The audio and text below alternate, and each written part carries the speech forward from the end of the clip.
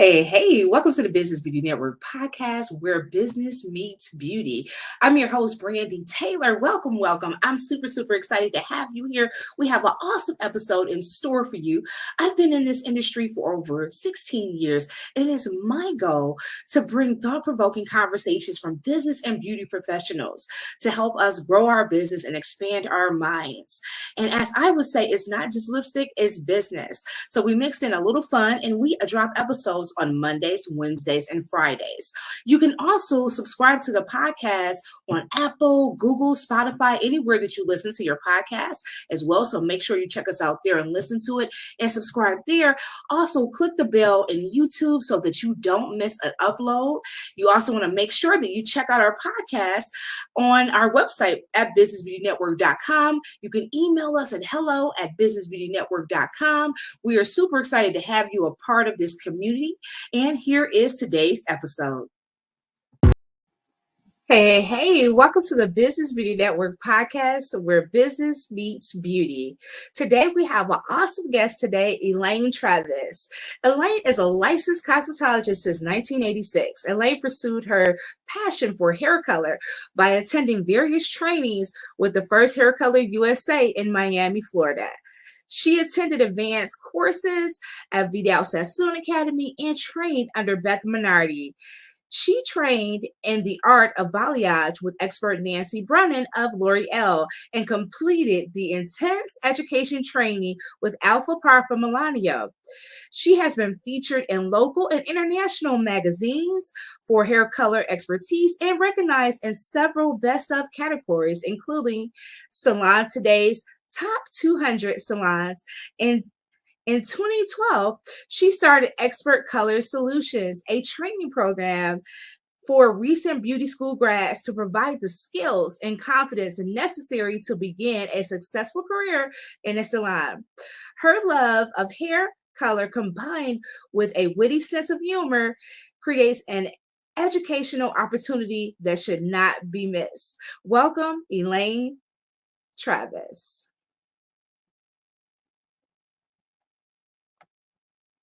We're excited to have you. Welcome. Thank you for having me. I love hearing that introduction. I'm like, oh, you forget all the things that you've done. And when you hear your bio being read to you, it's kind of cool, right? Isn't it cool? Sometimes I'm like, who are they talking about? So yeah. So welcome, Elaine. I'm super excited to have you on the podcast today. So before we learn about you and all the awesome things you're doing with your business, tell us something about yourself that most people would not know. So something that shocks people when I share it is that I am actually an introvert. I speak on stage. I wrote a book. I teach online. I do online hair shows where I'm the host. I create all these things. And people think that, I'm so outgoing and I would be the life of the party at every party. But what I've noticed as I get older is I'm the life of the party if it's my party.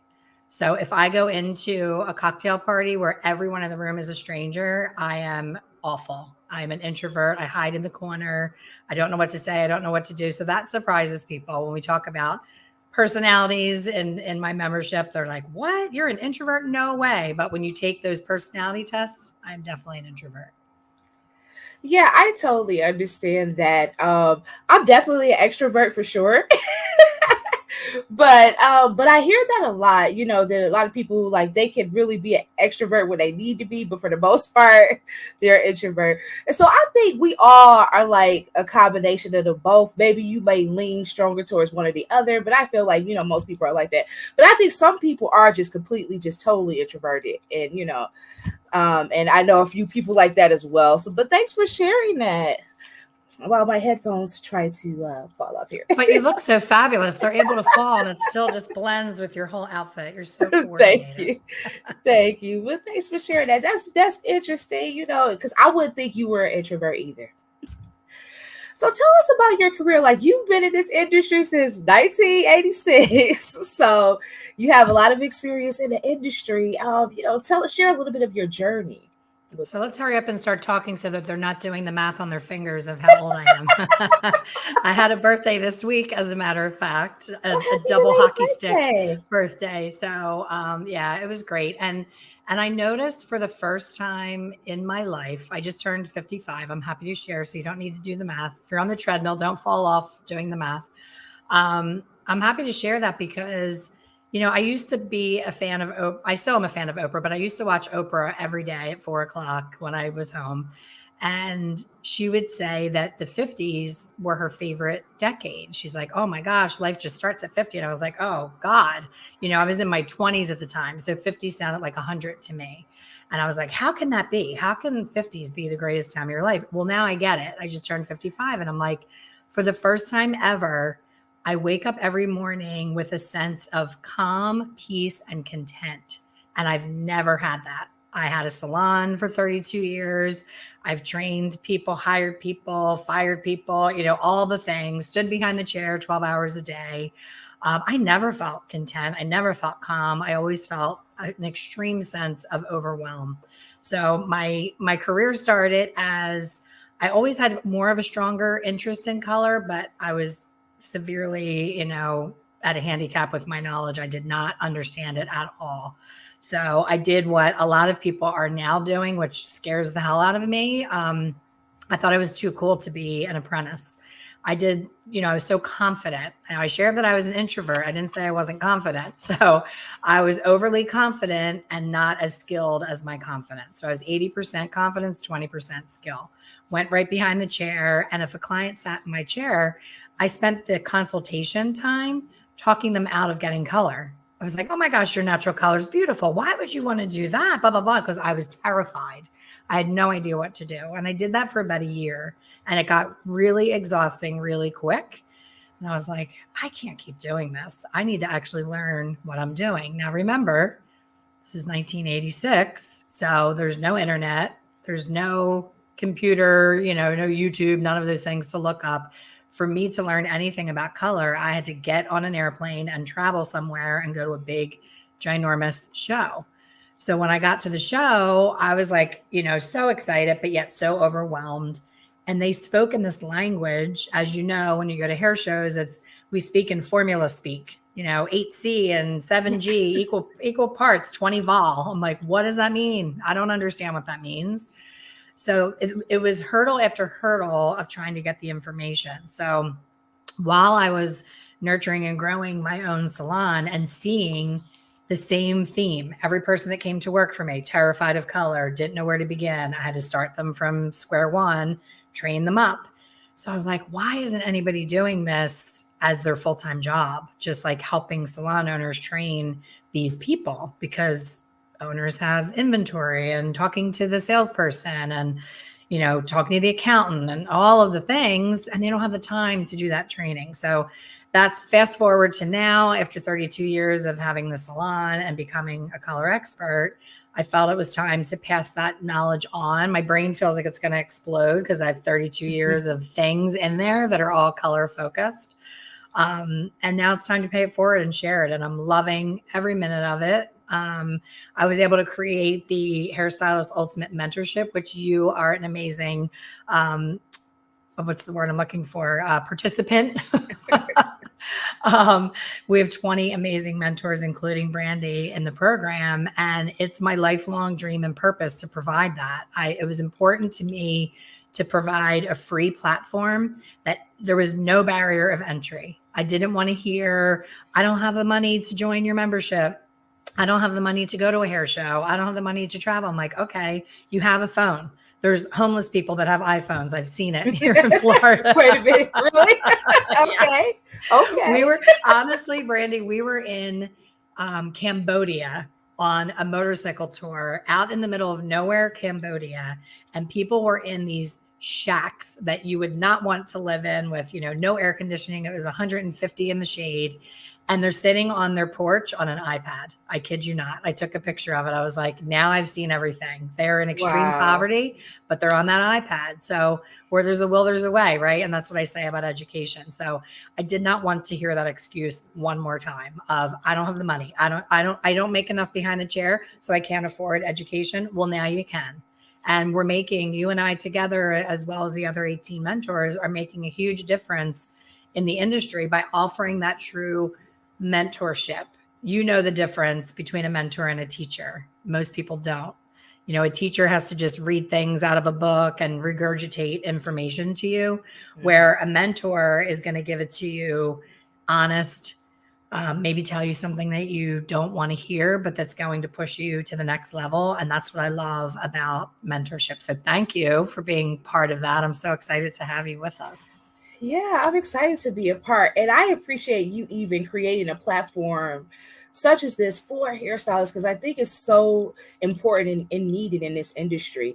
And I want to talk about, you said something about being overly confident, and I want to tap into that because I've been to beauty schools to speak, and a lot of times when you talk to students, and even, and I'm talking about not even years ago, recently, Yeah. you talk to students at school, and they want to get out, and they want to be salon owners and suite owners, and they're overly confident.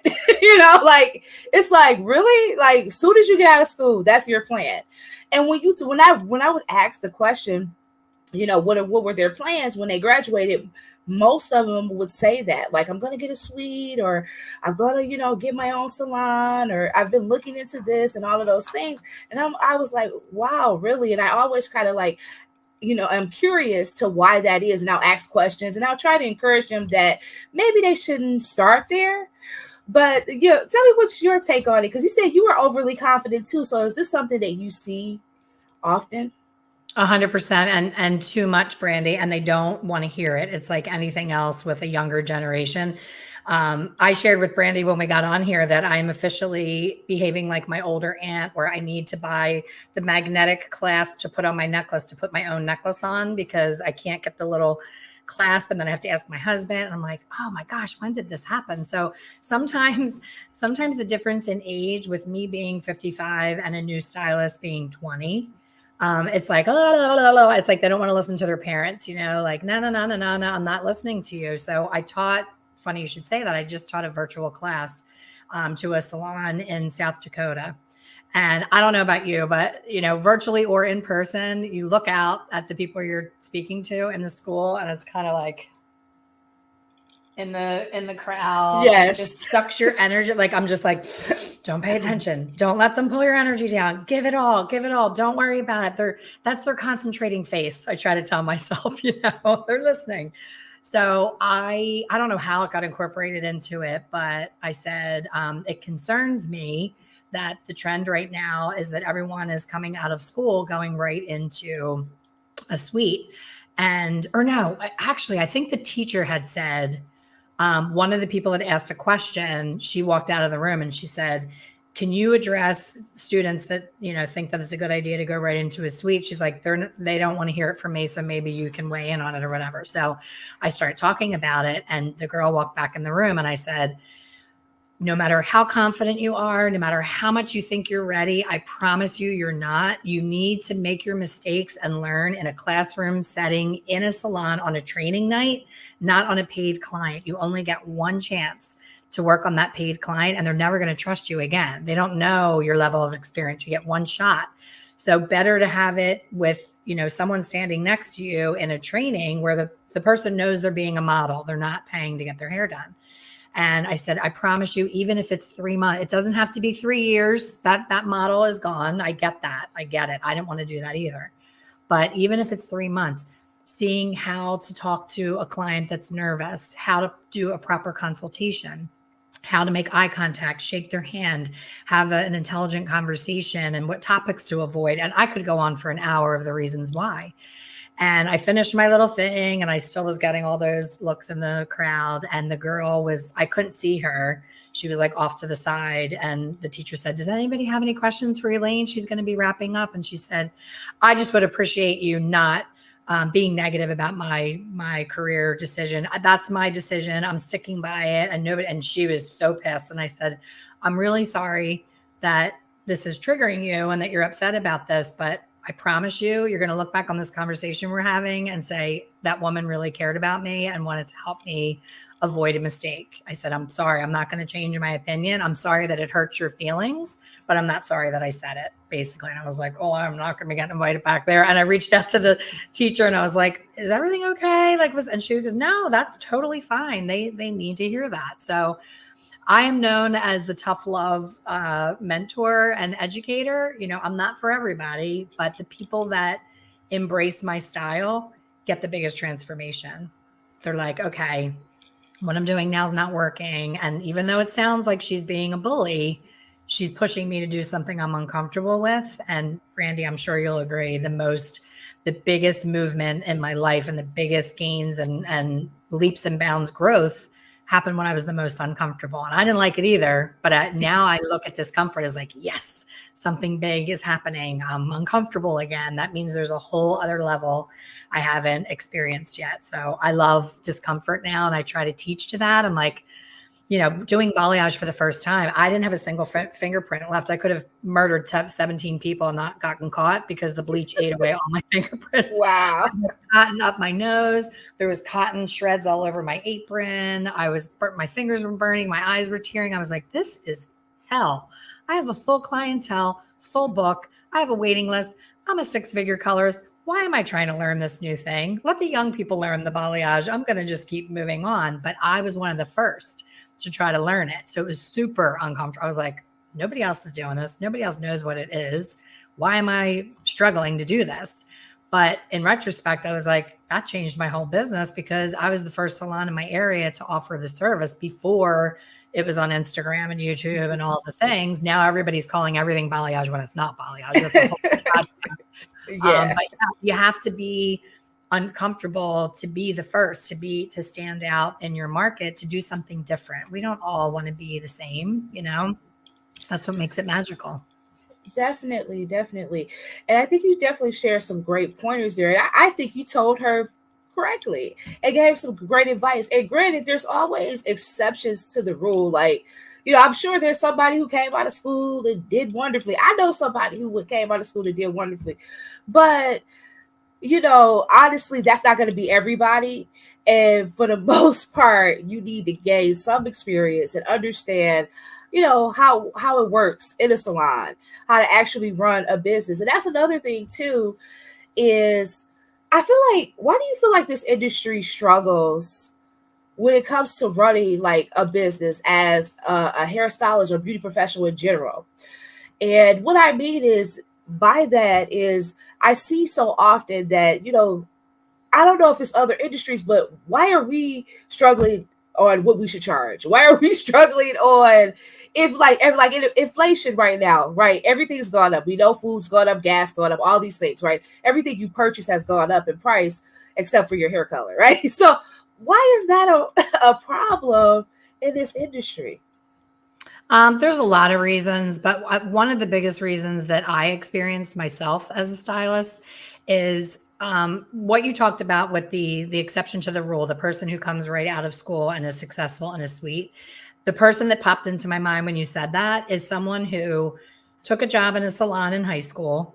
They shampooed, swept the hair, did the towels, all that stuff. So they were already in the environment. So they learned without realizing they're learning about the people part of the industry. Then while they were in beauty school, they shampooed at a salon on the weekend or evenings, or they had that hands-on experience. And they became the neighborhood kitchen beautician who did everybody and their mother's hair in their house, which is not the best plan, but it is a plan, right? It happens. So that's where I attribute the price problem, because we start out with like, oh, girl, come on over. I'll grab your color. What are we doing? And I go to the store and I grab the color. I pay for the color. Brandy comes over to my kitchen. I put the color on. We're watching Oprah together. We're bonding. We're having fun. We're girlfriends.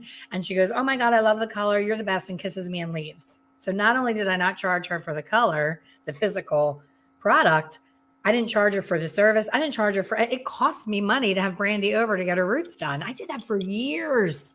And I look back and I'm like, I have friends that are dentists. I have friends that are lawyers. We don't sit around the house making my will up, my lawyer friends. I don't say, hey, let's work on my will while we're watching, So soap operas. Like no other industry does that, but this is such a friendly business that we confuse friendly with friendship and friends. If someone pays you for a service, they're not your friend. That you can be friendly with them, but they are a customer and you're providing a service. I went to a workshop the other night that was really helpful for me because I do struggle with the money part. You know, my program is so affordable for what I give compared to what I charge is ridiculously disconnected. And people tell me all the time, it should be triple. But my real purpose is helping people that need me. And it's this whole 360 of I can't afford Elaine to be my coach because I'm not making any money. I'm not making any money because Elaine's not my coach. Right. So then I tell myself, like, I can't do an offer that's $1,997 like all the experts say to do, because what hairstylist is sitting around dying to spend $2,000 on a coaching program? But then I see people 20 years younger than me with 5 years experience in the industry coming out with a course that's 6 weeks and they're charging $4,000 for it. And I'm giving people 6 months and hand holding and mentorship and live coaching and all of that for $597. So I'm like, I'm the problem. Nobody told me what I had to charge. I'm the problem. So I went to this event and they talked about the money story and how you carry that with you throughout your life. And it comes from your upbringing. It's how your parents viewed money and all the things that you heard over and over. Oh, money doesn't grow on trees and you better save your money for a rainy day and have an emergency. All these scarcity things are floating around us constantly. And then we think, if we raise her price $10, she's going to leave me. And now I proudly say, at the end of my time behind the chair, a client left me for a $5 increase, $5. And this was before COVID, before gas price, before everything went up. It was just, I was busy. I had a waiting list. It was time for an increase, $5. So she left me and went to a girl that I let go that was in another salon. So she didn't even stay in the salon and go to somebody whose prices were lower. She completely left the salon for $5. So she stopped in to buy a product that only I have because we have our own signature product, which I love. That she had to grovel and come in for that product. And she was a real mouthy thing. I was glad to see her go, put it that way. I should have raised her $50 a long time ago. So she says, "Oh, how are you? Are you still busy?" Acting like poking at me, like, did everybody else leave you over $5? And I'm like, look around. Do I look busy? Yeah, it looks busy. I said, it's fine. Everything's fine. You had to do what you needed to do, and it's totally fine. We're good. I was making her feel comfortable. Like, I'm not mad at you. Same client who, by the way, picked up a flat iron to touch up the fringe that she didn't like the way the girl blew her bangs out. Put the iron on my brand new $900 styling chair and burnt, a flat iron V into the chair. So left me over $5, but I didn't charge her for the $900 chair that she ruined.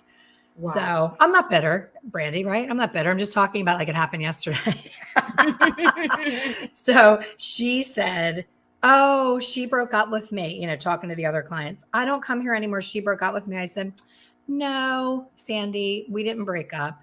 You decided to leave because I increased my price $5. It was a regular price increase. It was nothing personal. And, that was your decision and you're welcome back anytime." And she didn't even know what to say. So I think being in a place, we started this interview with me saying, like, I am in the best place I've ever been in my life, but it took me 55 years to get here. So the mentorship and my membership are ways of me being a bully for you, the listener right now that's listening. Sometimes you need a bully to tell you you're worthy, you're worth more than you're charging, and you're working way too hard.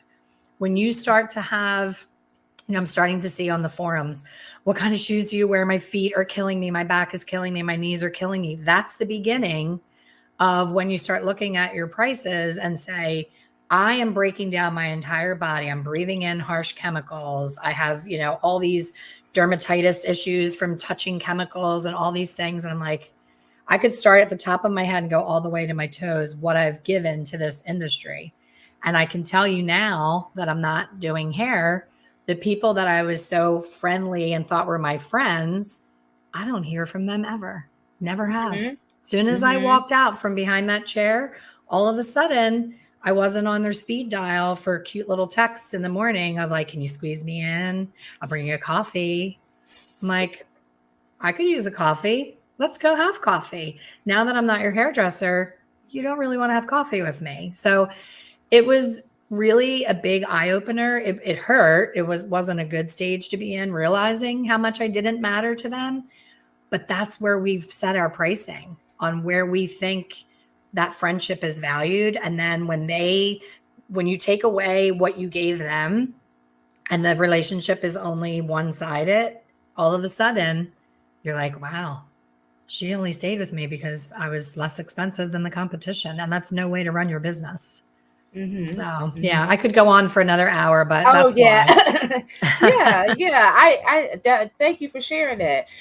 It's definitely no way to run a business, and I think it's a mindset shift that needs to happen, and it's not going to happen overnight, clearly, because it's a conversation that I see that continuously comes up in this industry. So we just really need to shift our mindset. I think as women, we're nurturers, and it's back to like doing your Barbie's hair. You know what I mean? Like, and I think sometimes we kind of associate like our beauty services with, putting makeup on your dolls and your friends and doing your Barbie's hair, like you said, doing hair in the kitchen. And so, and we need to, and it's okay to start that way. We all start playing and doing different things and exploring. But we need to understand that eventually when you leave the kitchen, you have to learn new things in order to start a business, because this is a beauty business. It's not just something you do for fun. And just because it's easy to you doesn't mean you should be paid, awesomely for it, right? And I think sometimes that happens because I think when I started off in the beauty industry, it kind of was hard because it was easy to me. And it was like, oh, and I don't want to charge her too much. And and I'm feeling a certain way. But I had to get out of that, because what really shifted for me was when I made a major mistake, taking a job that ended up costing me, because I didn't really count up the cost for the job. So I didn't charge enough. And it ended up being like a client from hell, and all in all. And then I had to pick up stuff to do the job, because I didn't have that set up. I should have probably already been ordering stuff wholesale, had stuff on hand, but I didn't. So I had to pick things up for the job. So that took away from the income that I'm making. And then I didn't charge enough on top of that. And something clicked in me, like, I can't operate. I just lost money doing this service for her. Absolutely. And I'm glad you said picked up what you needed, because that's another big chronic issue in the suite model. Is people are going into a suite and they're like, this is so cool. I have my own business. This is awesome. And they have this little tiny cabinet for their color. And I see them go on Facebook and they say, I'm just starting out in a suite. Tell me the exact number of shades that I need to be set up where I don't have to spend a lot of money. So they'll have like one tube of this, one tube of that, one tube of that. And they'll ask me a question in my group. They'll say, I have this client coming in, blah, blah, blah, blah. And I'll say, you need to do this, then this, then this. And I give an exact formula. And they say, but I don't have that. And I'm like, okay, well then you have no business doing corrective color. You have to have the tools that you need. And then say I recommended a pale copper as a fill. They'll say, well, can I use just a golden beige instead? And I'm like, no. That's like, it doesn't work that way. That's like saying, can I have the chicken and pretend it's fish? Like it's right. Like two completely different things. And I'm like, I'm always left scratching my head when I get asked those questions, because I think, how are you being successful if you have to leave a client in your chair, get in your car and drive to the beauty supply to buy that extra bottle of XYZ? Like, that is not a good business model. If you don't have the finances to fill that cabinet with one of everything that could possibly happen, you have no business having a business. You're not ready. And then during COVID, what really gave me a chuckle was everybody that was brand new in the suite said, well, I'm not going to have to pay my rent, right? Because I can't work. I'm like, oh no, honey bunny, you're a big girl now. Put your big girl panties on. When you have a salon, when you're on maternity, you pay rent.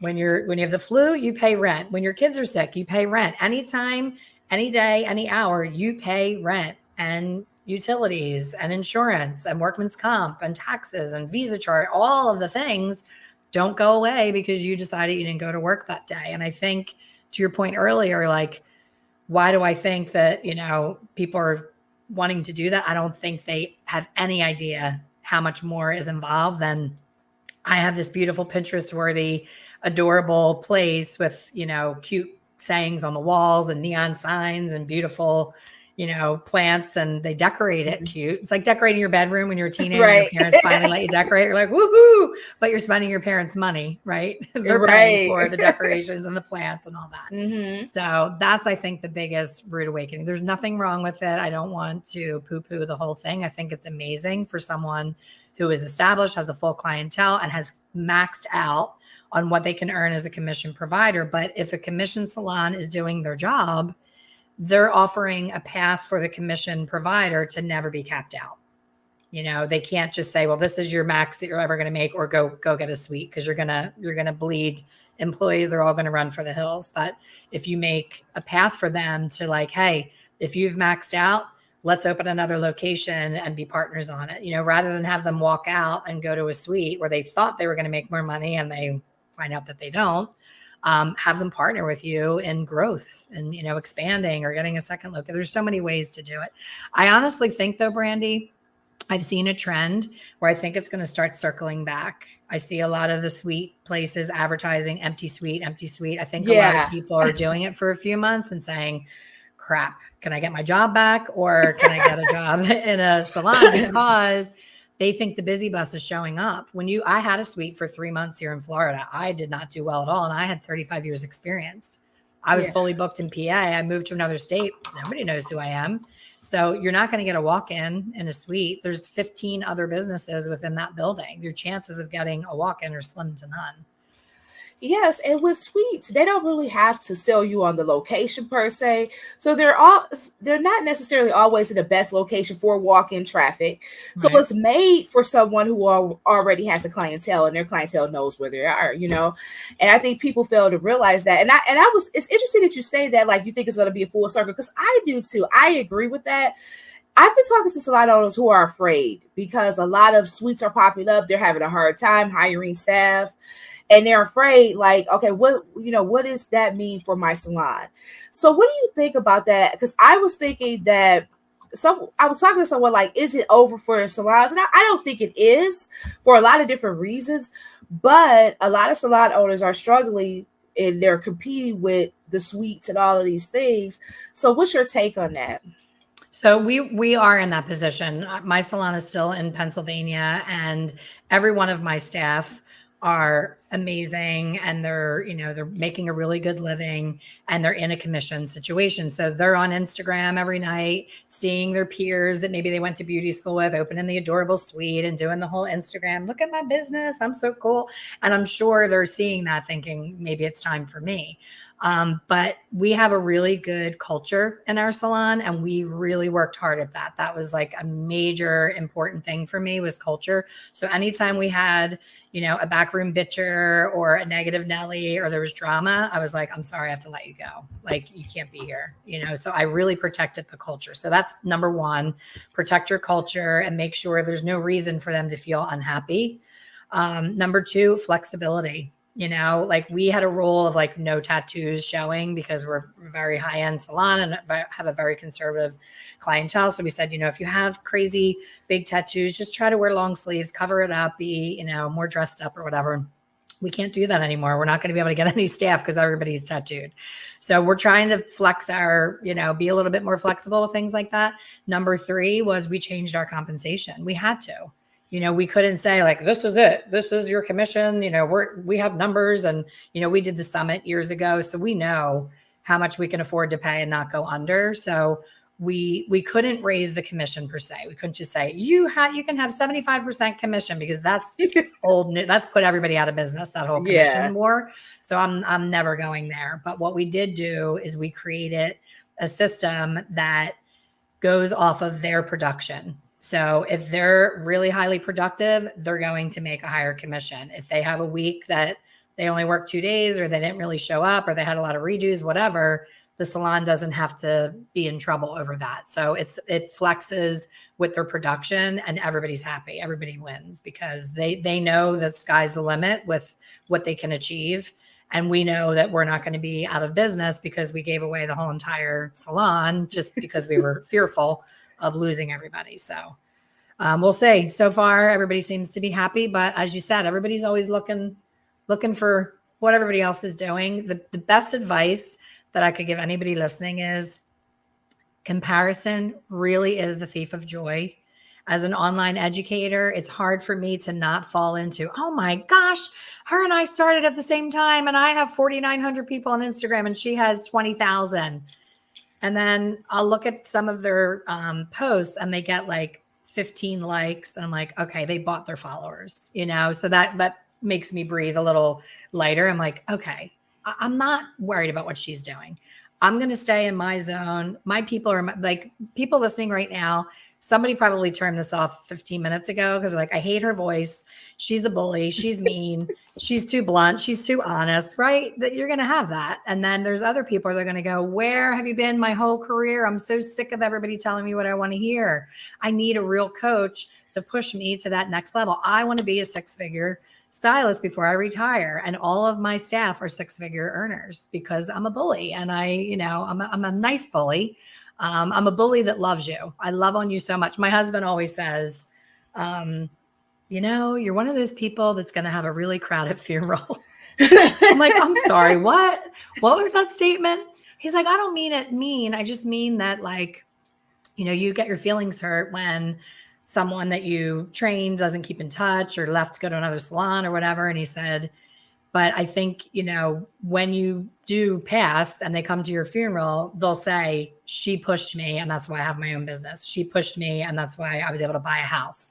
I do get that now. Like after 15 years, people say, at the time I just thought you were a real bitch. But now I look back and I'm like, if she didn't push me, I would have left the business and probably been working in an office, getting an hourly paycheck and being miserable. So I'll take it. I'll take the heat to get people to change. So yeah.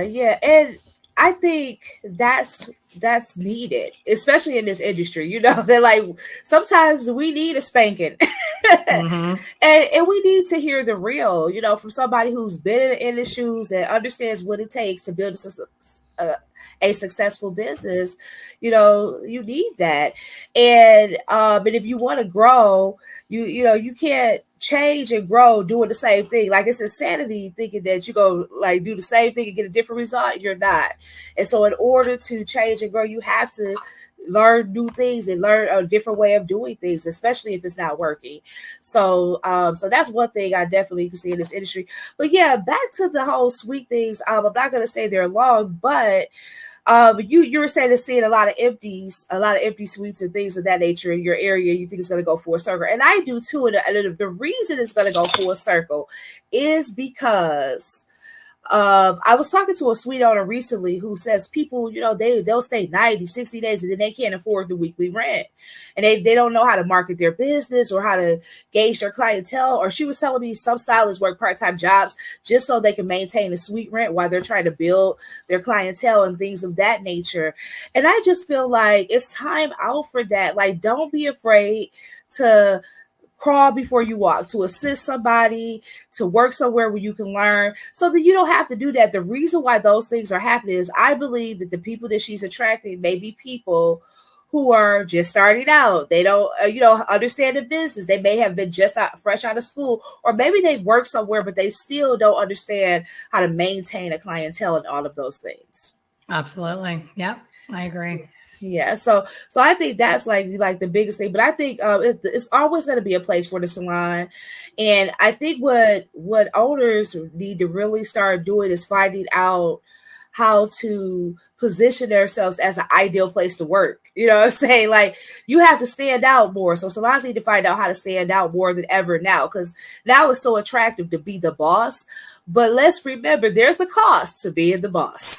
Oh, I like that. I think for salons, and even then, even when you do this, it's still hard to reach the people for them to know that this is your business model, right? So right now we're hiring at the salon in PA, and we have a great clientele. We have great training. We have, all the things. But to find that person who's getting right out of school, it seems like they're getting, nurtured and drawn to other salons while they're in school. So they're already committed by the time they get out, if they're going to work in a salon. So I think what you need to stand you apart from others is a an absolute training program, not like, oh, you can watch us while we're working and you'll learn. You have to have like every Monday night is training night with models and all of that. That's really not, I was going to say the only way, and it may be the only way, because other than that, it's really hard to say, hey, come over here. A lot of times they're drawn to the brand as far as the demographic. We have an issue sometimes because we're so high end and we're higher priced and we have a conservative clientele. If someone comes out of beauty school and they love Vivids and they love the shaved sides and shaving underneath, they come for an interview and they're like, I don't want to work here. But then they go to the shaved sides, the shaved everything, and they're in a chain salon making $8 an hour. And I'm like, if you would have accepted the brand here, you're gonna be at $50,000 behind the chair in your first year, because we're able to charge more because you got the training. So it's like pay now or pay later. Basically, you can't avoid that beginning stage, no matter which path you take. But I think it used to be, you could, I used to put ads in the newspaper. I'm really aging myself now. And I would get 25 people that applied. And then it was Craigslist and we would get 50 people that applied. Then it was Indeed and we'd get maybe 10 people that applied. And now we don't get anyone that applies. So across the board, the entire industry is like, how am I going to get more staff? And my answer for them is stop even worrying about getting more staff. Just keep elevating your services to a level where your clients love your salon so much that no amount of a price increase is going to make them shop elsewhere. Your client would prefer, it depends on your model. In our business model, our client would rather pay $20 more to get that service done in a peaceful environment with less stylists and less drama than to pay $20 less and have somebody greet them, somebody else get them a drink, somebody else hang up their coat, somebody else shampoo them, somebody else blow them dry. Like it's that assembly line feeling when you have a lot of staff. So it just depends. You have to kind of keep pivoting and tweaking your business model to fit what works for your brand. Yes, I would agree. Now, what do you feel that you want to see shift in this industry? The money story, honestly. There's a fun fact. I should have shared this as the fun fact in the beginning instead of my introvertness. Fun fact is a basic math equation to judge where you are in your pricing in the salon is your single process retouch should equal 11 times the price of your product. So if you're paying $8 a tube for color and you're using a full tube, if I have Brandy in my chair and I use a full tube of $8 color, that retouch should be $88, just the retouch.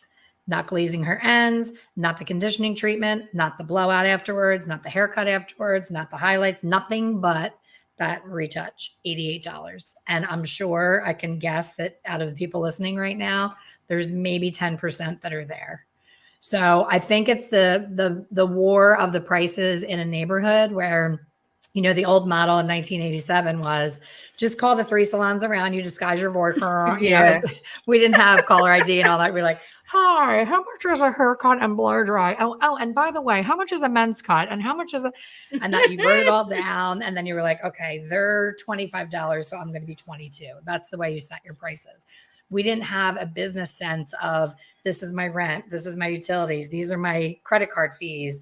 This is this is that. We just were like 25.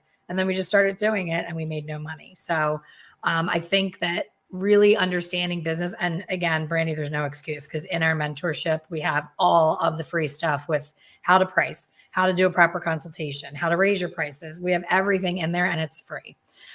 So we have that information. There's no excuse to be stuck in that crappy money story of I have to be the cheapest.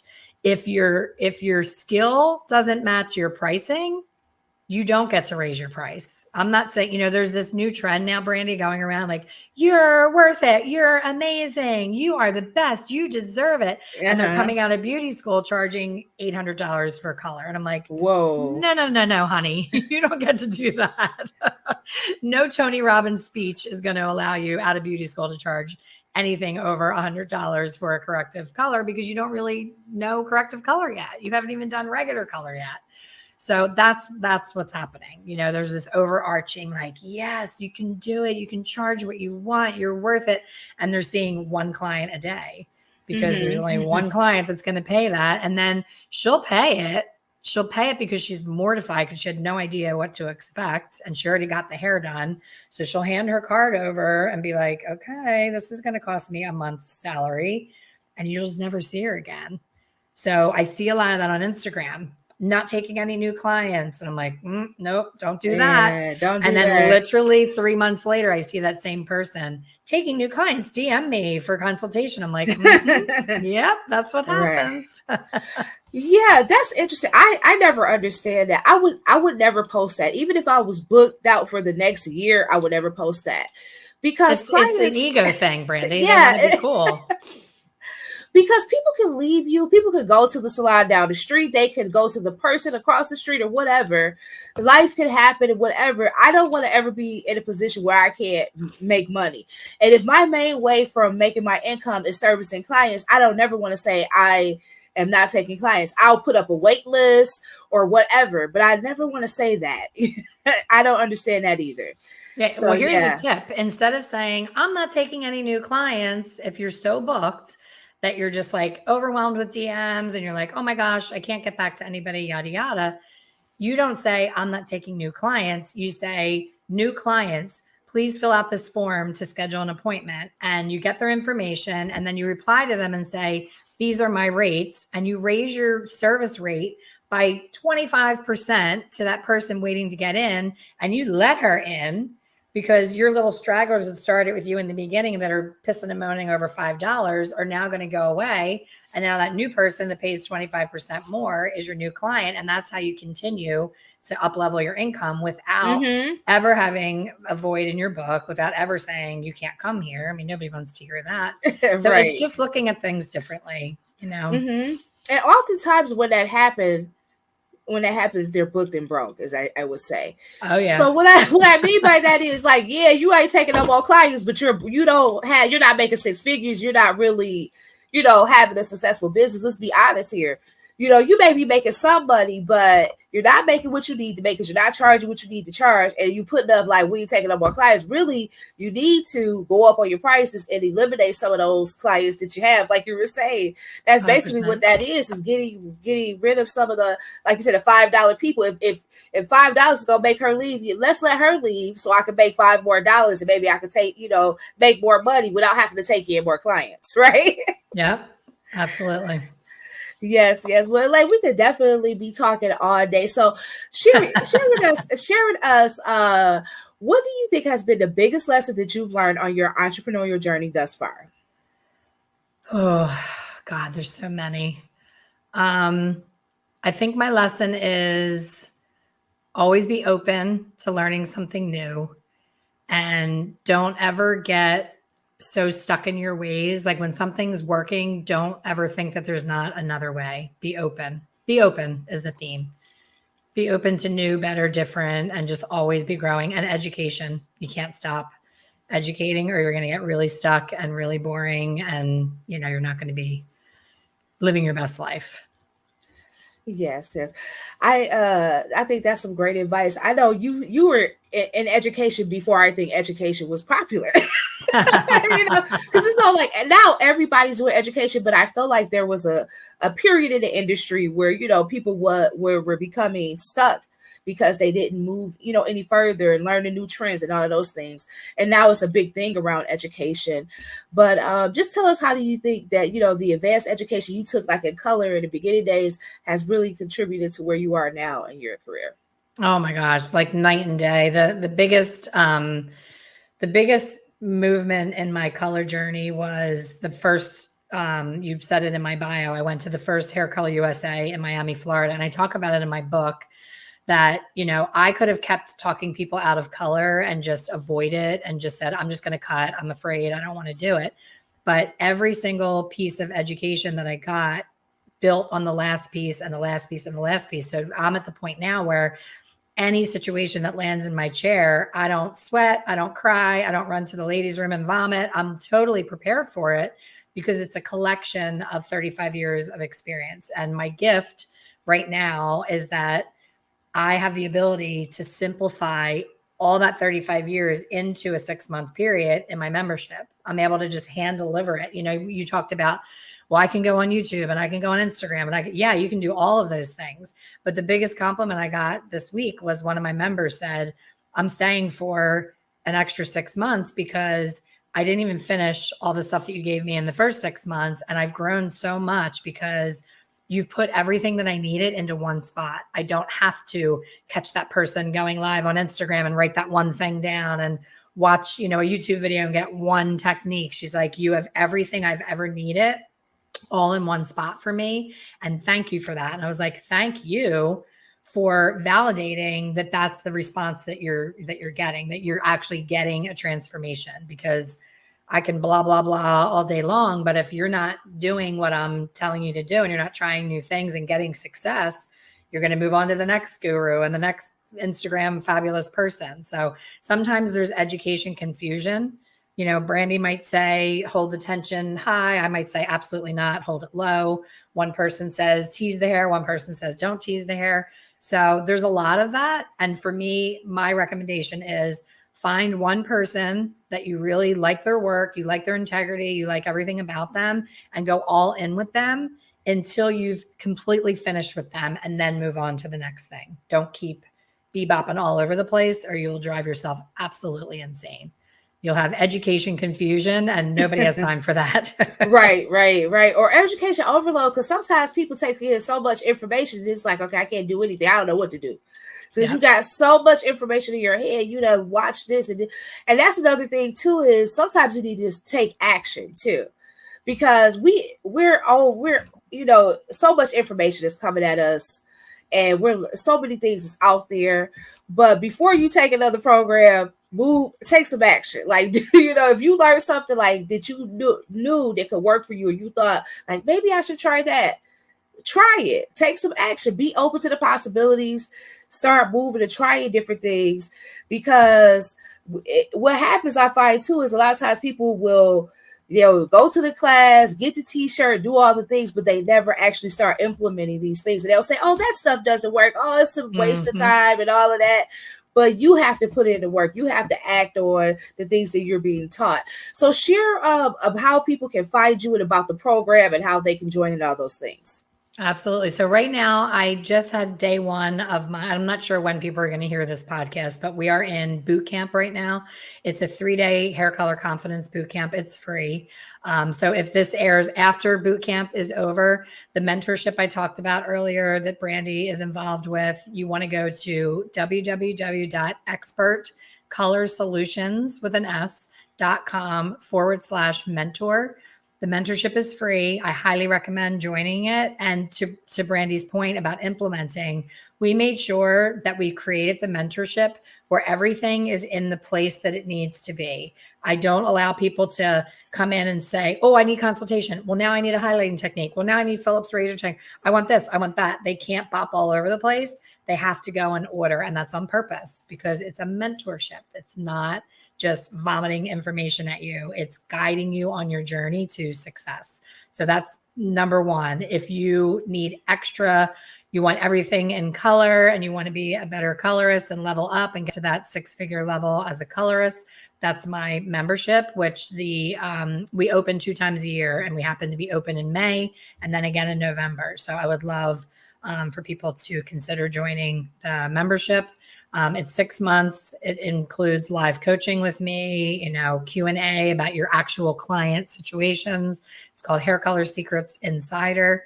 So when they go to the expertcolorsolutions.com/mentor and join, they'll be able to be in my world, and they'll get information about your stuff and everything else. So I would love to have them join my world and go on that journey with us. It's going to be awesome. Awesome. Thank you. Kudos to you, Elaine, for even creating this. I think this is phenomenal, especially I know some people can't afford, coaching or mentorship and things of that nature. And so I think this is a great program for that beauty professional, that hairstylist that can't afford it, but really are, looking for some help or insight on how to run a business. There's so much education there. But Elaine, before we wrap up, do you have anything else you want to share with us, or any advice you want to leave for the people that may be listening? Just keep growing. And keep moving and keep changing. You're not a tree. I hear people blame their location, for lack of success. Oh, it's, I'm in the middle of nowhere. I'm like, you're not a tree. You don't have to live there forever. You can live anywhere. Don't envy a New York stylist or a Fashion Week stylist. Go to New York, go to Fashion Week, just ask. It's all there for the taking. So thank you for having me, Brandy. This has been amazing. Thank you. Elaine Travis, everybody. As always, stay great, and we are out. Bye.